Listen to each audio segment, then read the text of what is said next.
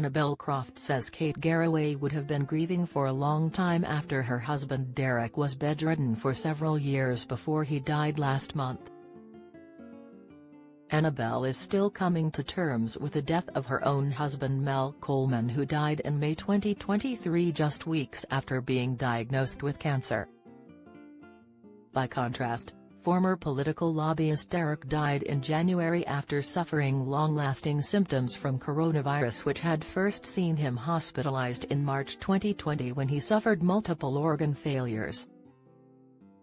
Discussing grief in a new interview, Annabel said, "Kate Garraway's been going through grief for a long time, and it's a very different scenario to mine." She told the publication, "But I can imagine how she's feeling. Grief is horrendous and I take every day as it comes.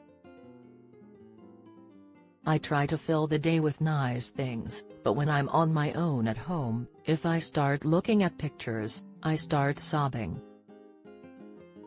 I have 3 piles of unopened letters, from well-wishers, and feel awful because people have been so kind to take the time to write, but every time I start to read them, I can't stop crying."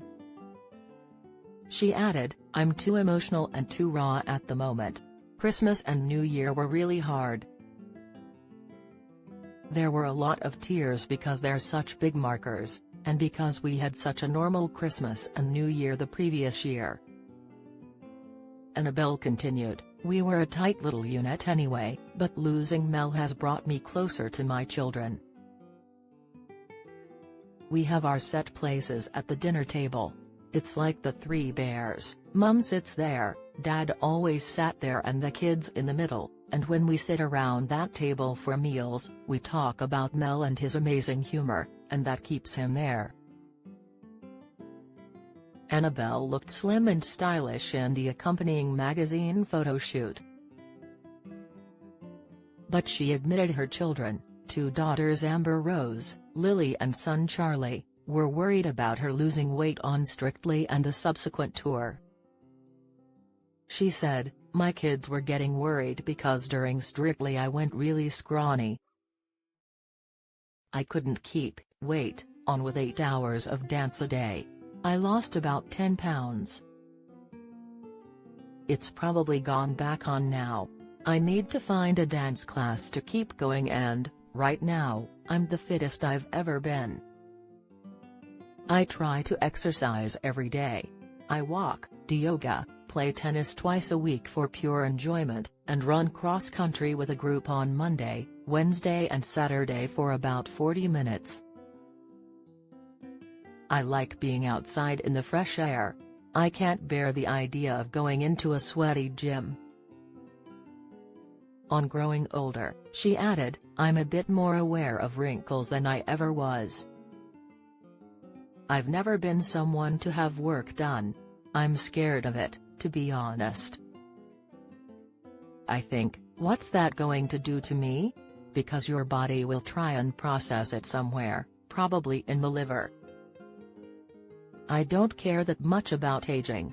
Mel always made me feel good, so I never worried about that stuff." In the interview with Woman and Home, she also spoke about future TV roles. She touched on the prospect of replacing Sue Barker at Wimbledon, and perhaps landing a bigger role on the BBC after she was praised for her post-match interviews on the court last year soon after Mel's death.